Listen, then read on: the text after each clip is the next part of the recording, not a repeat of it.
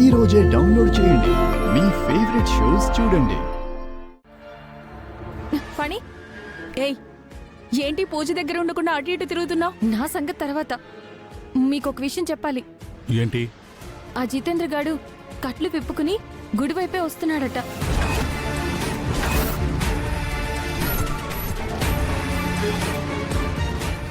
ఇప్పుడు వాడు గుడికొస్తే అత్తయ్య గారికి అనంత్ గారికి నిజం చెప్పేస్తాడేమో.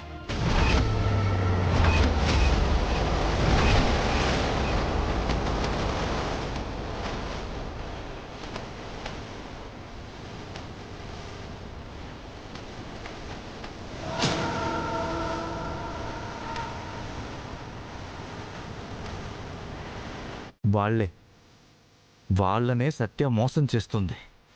ఆ కుటుంబాన్ని. వాళ్ళకి నిజం చెప్తే చాలు, సత్య నిజస్వరూపం బయటపడిపోతుంది.